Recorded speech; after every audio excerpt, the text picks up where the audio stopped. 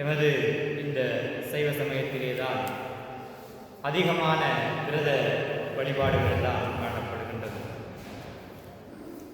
ஆனால் இந்த காலகட்டங்களிலே நாம் இந்த விரத நெறிமுறைக்கமைய விரதங்களை பிடிக்கின்றோமாக என்று கேட்டால் நிச்சயமாக இல்லை என்றுதான் கூற வேண்டும்.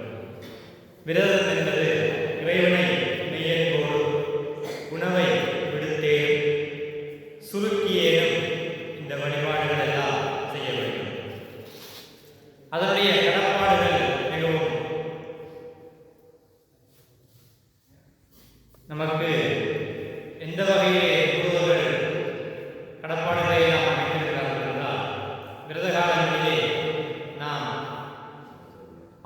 எமது இல்லங்களை தூய்மை செய்து அசைவ உணவுகளை எல்லாம் தவிர்த்து, சில வேளைகளிலே விரதம் இருப்பவர்கள் தங்களுடைய உணவு விடுத்து இருப்பார்கள். ஆனால் தங்களுடைய வீடுகளிலே இருக்கின்ற குழந்தைகளுக்கோ அல்லது கணவன்மார்களுக்கோ சில வேளைகளிலே அசைவ உணவுகளை சமைத்துக் கொடுப்பதற்காக சமைத்துக் கொடுக்கின்றனர். அது மிகவுமே தவறான முறையாகும். விரதம் இருக்கும் அடியவர் எந்த ஒரு காரணத்தினாலுமே அசைவ உணவுகளை கொள்வதோ சமைப்பதோ இருக்கக்கூடாது.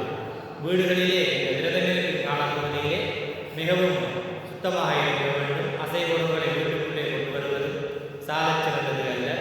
உணவுகளை சமைத்துக் கொடுப்பதும் அது இந்த விரதத்துக்கு பலன்களை கொடுக்குமேயானால் இல்லை என்றுதான் கூற வேண்டும். விரதம் இருக்கும் இடம் மிகவும் தூய்மையாக இருக்க வேண்டும். விரதம் இருக்கும் அடியவர் நிச்சயமாக ஆலயத்திற்கு சென்று அந்த விரத காலங்களிலே இறைவனை வழிபாடு செய்ய வேண்டும். இப்படியான வழிமுறைகளை பின்பற்றும் போதுதான் அந்த விரதத்தினுடைய பொருட்பலன்கள் நமக்கு கிடைக்கும்.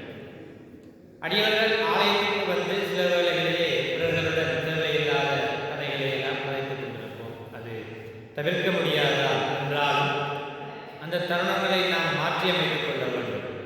விரதம் இருக்கும் அடியவர் இறைவனை நித்தமும் சிந்தித்துக் கொண்டிருக்க வேண்டும். அந்த அன்றைய நாள் முழுவதும் இறைவனுடைய திருநாமங்களை பாடுதல், அவருடைய பாசுரங்கள், தேவாரங்கள், இப்படிப்பட்ட பாசுரங்களை எல்லாம் பாட வேண்டும். திருநாமங்களை உச்சரித்துக் கொண்டிருக்க வேண்டுமே தவிர பிற கதைகள், அவன் அப்படி இருந்தான், இவன் இப்படி இருந்தான், அதை செய்தேன், இதை செய்தேன், அன்று அப்படி இருந்தது, இன்று எப்படி இருந்தது என்று நம்முடைய சிந்தனைகளை சிதறவிடாமல் சிந்தனையை நாம் ஒன்றிக்க வேண்டும். அதுதான் விரதத்தினுடைய நிலைப்பாடு. விரதம் இருக்கும் அடியவர்கள் இந்த தவறான செயற்பாடுகளை எல்லாம் செய்யாமல் அந்த விரத காலத்தினுடைய நியமங்கள், ஒவ்வொரு விரதத்திற்கும் ஒவ்வொரு வகையான நியமங்கள் காணப்படும். உதாரணமாக எடுத்துக்கொண்டால் நம்முடைய கேதார விரதமாக இருக்கட்டும், கந்தசஷ்டி விரதமாக இருக்கட்டும், இப்பொழுது ஆரம்பித்திருக்கின்ற விநாயகர் சஷ்டி விரதம், இப்படி ஒவ்வொரு விரதங்களும் ஒவ்வொரு நியம கோட்பாடுகளை கொண்டிருக்கின்றது. ஒவ்வொன்றுக்கும் ஒவ்வொரு நாட்கள் வித்தியாசப்படும். சில விரதங்கள் 6 நாட்கள், சில விரதங்கள் 21 நாட்கள் என்று மிக நீண்ட விரதங்கள் காணப்படுகின்றது.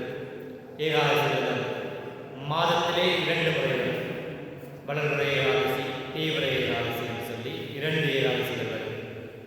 முருகனுக்குரிய சஷ்டி விரதங்கள், பிள்ளையாருக்குரிய சதுர்த்தி விரதங்கள், சிவபெருமானுக்குரிய விரதங்கள் என்று பல விரதங்கள் வந்து கொண்டிருக்கின்றது.